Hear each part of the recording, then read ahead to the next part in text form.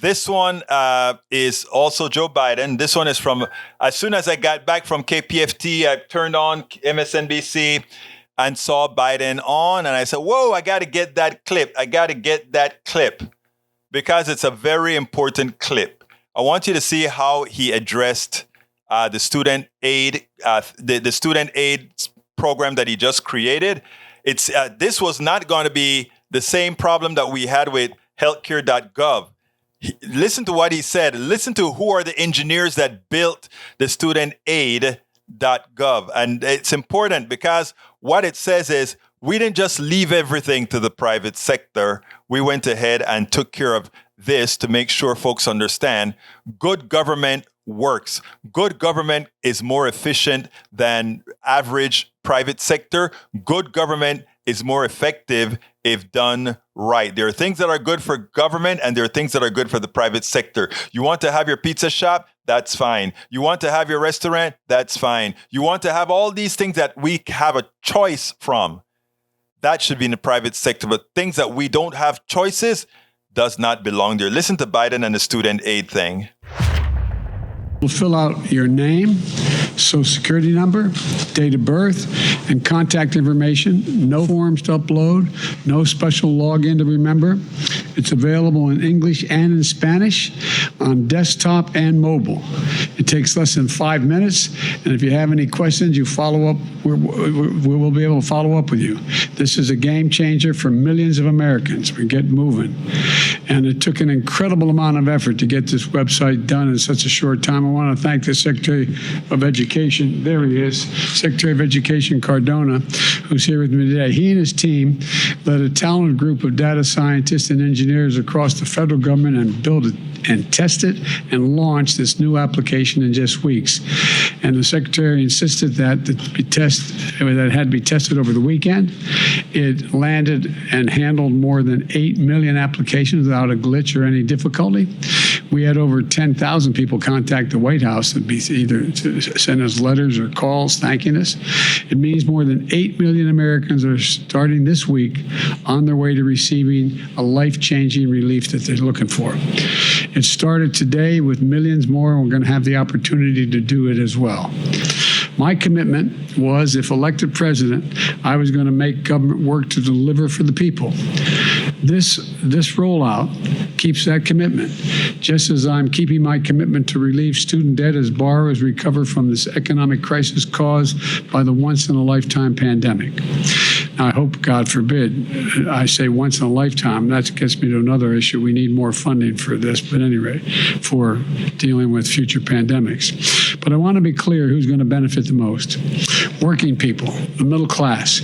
If you earn less than $125,000 a year, you'll get up to $10,000 knocked off your student debt. If you earn less than $125,000 a year and you receive the Pell Grant, you'll get up to an additional $10,000 knocked off that debt, so $20,000 in relief. In total, more than 40 million Americans can stand to benefit from this relief. And about 90% of that relief is going to go to people making less than $75,000 a year. Let me be clear. Not a dime will go to those in the top 5% of the income bracket, period. Now, let's talk about who is against helping millions of hardworking middle-class Americans. Republican members of Congress and Republican governors are trying to do everything they can to deny this relief, even to their own constituents. As soon as I announced my administration's student debt plan, they started attacking it, saying all kinds of things. Their outrage is wrong and it's hypocritical. I will never apologize for helping working Americans and middle-class people as they recover from the pandemic, especially not the same Republicans who voted for a $2 trillion tax cut in the last administration, mainly benefited the wealthiest Americans and the largest corporations, and didn't pay for a penny of it and racked up a deficit. I don't want to hear from Republican officials again who had hundreds of thousands of dollars, even millions of dollars in pandemic relief loans, the PPP loans, but who now attack the working middle-class Americans who are getting relief. And these are members of Congress who received those loans. In one case, $2 million. And despite what the Republican officials say, we can afford, we're able to afford the student loan relief. It's because of our historic deficit reduction the Republicans voted against. On my watch, the deficit fell by $350 billion last year, and we're on track to reduce it by $1 trillion this fiscal year. We're also set to reduce another $300 billion over the next 10 years because of the Medicaid being able to negotiate drug prices. We spend a lot of absolutely so. So if you see what Biden did there, he made sure that they had a website built in-house that worked and that was simple to use. It's KISS, keep it simple, you know what. And so he made sure that you had a database that worked, a software package that worked, website, database worked perfectly. But it goes a little bit further. He went ahead and said, let's also do a stress test with using real people. So we created a beta of this site. So the beta of the site, 8 million people in one weekend signed up to get relief, to get their student loan relief. 8 million people, student relief. All right, great. I love that. And then he comes and he announces it to everybody, opens it up for all the potential 40 or more million students who will use the site.